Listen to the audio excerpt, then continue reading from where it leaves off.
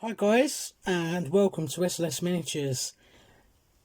We have something very cool here. This is Nocturna Models Battle Chick.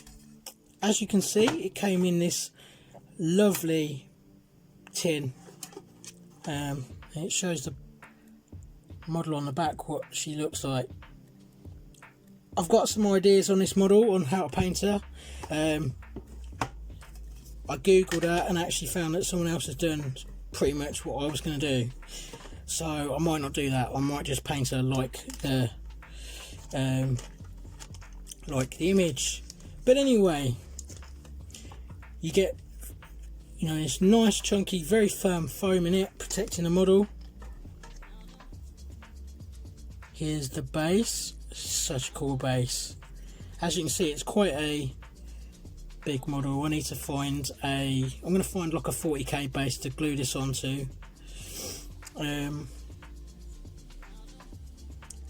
Looks like it's about 50 mil. Don't have my tape measure to hand, but here's a 40 mil base. Yeah, so it's a 50 mil. That's cool. I will sort one out. Now let's have a look at the model herself. She's 70 mil, I believe, something like that. So here's the main body.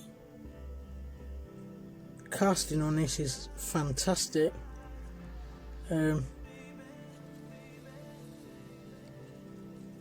Just the odd mould line, which you can't really along there, which you can avoid.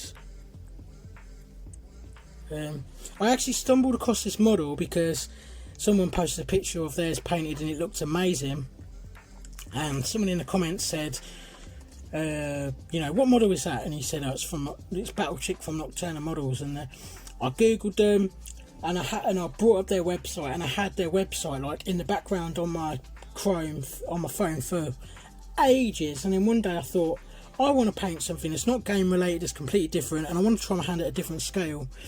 So I ordered her, and I also ordered a couple of other pieces for her, which you'll see in a couple of different videos. But I ordered a Vallejo skin paint set, which looks really nice, and I ordered another figure as well. This sword is massive. I just love how they've got the proportions right with her arms and things like that. Like, her arms are very slight. She's a slim model. Her sword is as long as her leg. Her legs are ridiculously long, but it's not inhumanely out of proportion.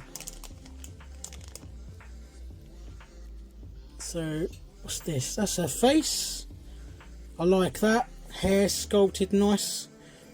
One piece model. Nothing like Malifaux, where if her face was this size it'd be in 10 pieces. I'm not even exaggerating.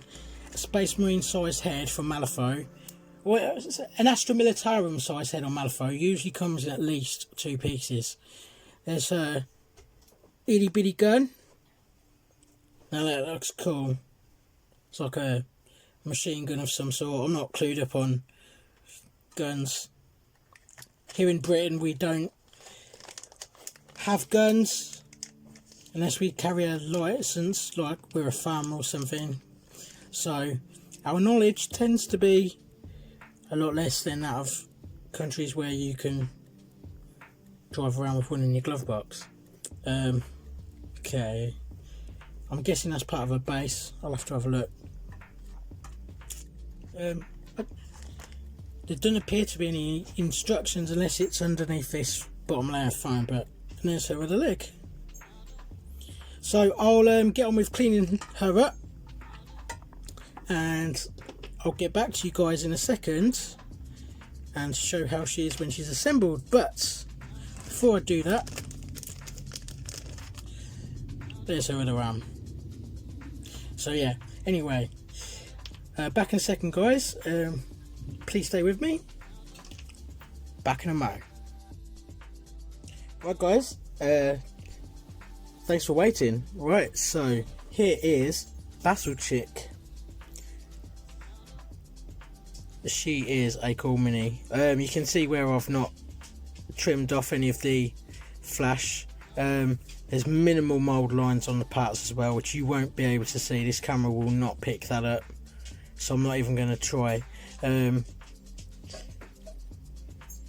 The gun is slightly pre-drilled, which I'm really happy about, because the end of that gun is like smaller than a las gun tip. So yeah, she went together very nicely. They slot in. It was just her leg, that leg, her arms. That arm of the sword was one piece, as you saw. The gun glued with her hand glued onto the end of her wrist. Her head was just one piece, that glued in nicely. It only wants to sit in one position. So yeah, I'm really happy. Took 2 minutes to glue together. The base was one piece. I think they'd already dekeyed the model and everything, probably to help fit in the tin, but I suspect that they had cleaned it as well. It didn't have that shiny, smooth, kind of waxy feel that like Forge World and other resin models have. I don't know what this part is. I thought it was for a base, but I can't see where it wants to go. But yeah, so this is Battle Chick from the Necro Space range from Nocturna. Give Nocturna a check out. They're not sponsoring me for this video or anything. I paid I think it was 45 or 50 euros for this model. They're a Spanish company, so they've got their own range of paints like Flesh and a few other ranges from Vallejo make for them. I'd never heard of them until I saw someone post a picture of Battle Chick that they had painted. So I've got another model as well that I'm gonna post up probably tomorrow. But yeah, amazing miniature. Like I said earlier, I've got ideas on how I wanted to paint her, but I saw that someone else has already kind of gone down that route, so I'm probably just going to make things easy for myself and probably keep it quite traditional. I need to really seriously up my game with painting skin and getting the right shadows on white so that it doesn't appear washed out and chalky and grey, to do this model justice. It's a bigger scale, so I figured I need to get good at painting skin and painting faces. Why not start at a bigger scale, something I'm not used to working with, but something that's ultimately I'll be able to find more detail, really hone in my skills, and then I can, you know, go to smaller ones. I've really got my confidence up with glazing skin and all the rest of it, and I think that'd be a really good shout if you're struggling with skin or faces or certain parts of a miniature. Maybe it's texturing and leather, you know. She's got this little satchel here, things like that. Or maybe it's highlighting black without it looking grey. Well, she's got these boots, you know. Working at a bit, and the gun, working at a bigger scale can really help you. Well, I think it can. It's my theory. Working at a bigger scale can really help you. With it being a bigger scale, you don't need to push the highlights as far, probably. I don't know. But I am going to push the highlights probably as hard as what I usually do, and see what it does. I can always glaze back if the highlights are too far. That's my theory anyway. So anyway, thank you very much, and look forward to seeing you on the next one.